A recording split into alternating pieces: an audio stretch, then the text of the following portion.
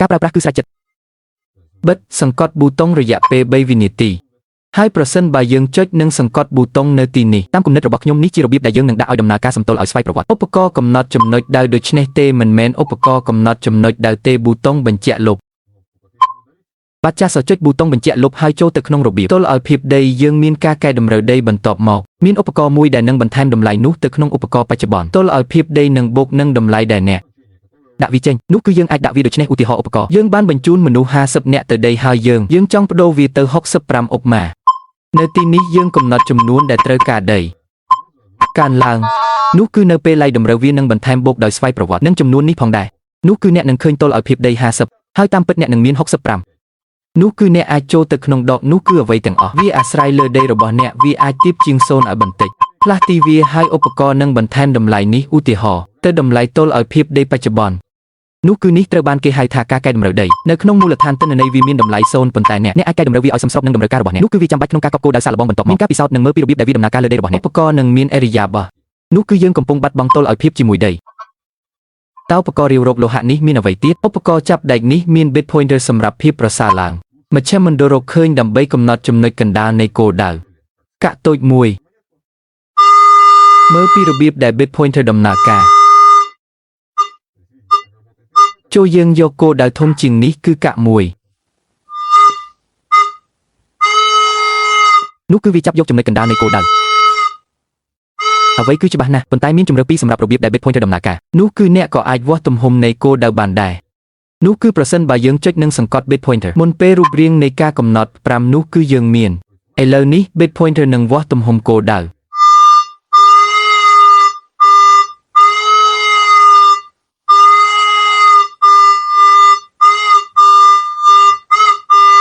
ចុចឲ្យជាប់ម្ដងទៀត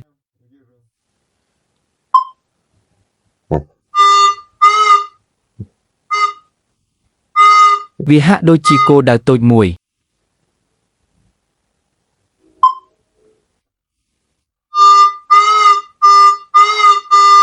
មើលពីរបៀបដែលការងាររបស់ bit pointer ផ្លាស់ប្ដូរ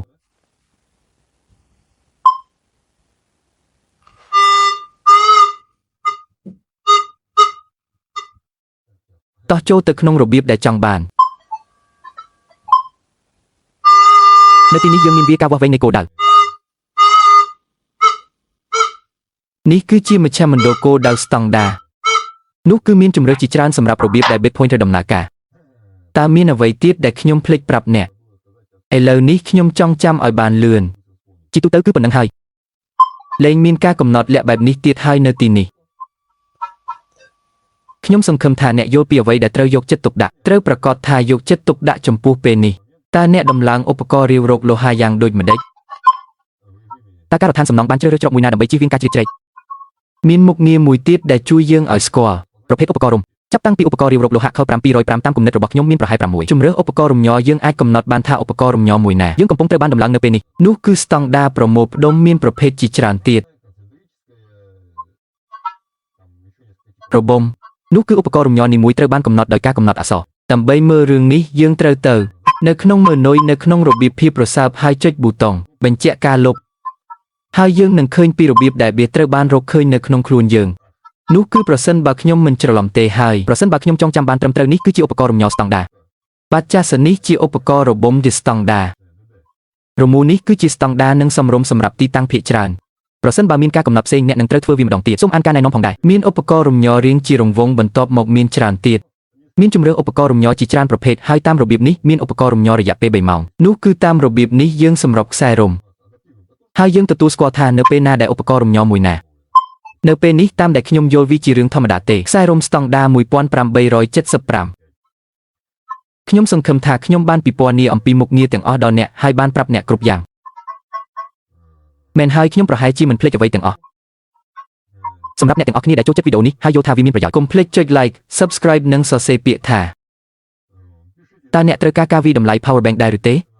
ដូច្នេះសូមចាប់ផ្ដើមទៅកាន់ក្រុម contact របស់យើងប្រសិនបើអ្នកបានទិញរួចហើយឧបករណ៍នេះហើយប្រាប់យើងពីរបៀបដែលវាដំណើរការអ្នកត្រូវបានស្វែងរកជាមួយឧបករណ៍រកលោហៈនេះ